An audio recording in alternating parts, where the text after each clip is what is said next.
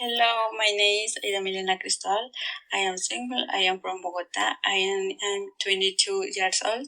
I am a babysitter. I study agronomy at UNAD. In my free time, I like to listen to music and read. I live in Bogota and my city. There are many tourist places like Monserrate Sanctuary, Bolivar Plaza Botanical Garden, Planetarium, Aloca Golden Museum, and National Museum, among others. In Bogota, your typical food is the ajiaco. We have the Ibero-American Festival, an international film celebration to the park rock, jazz, hip hop, salsa, opera, Columbia Park summer festivals, and the buffet. In Bogota, you can visit the planetarium at night, the botanical garden, and the museum within the city.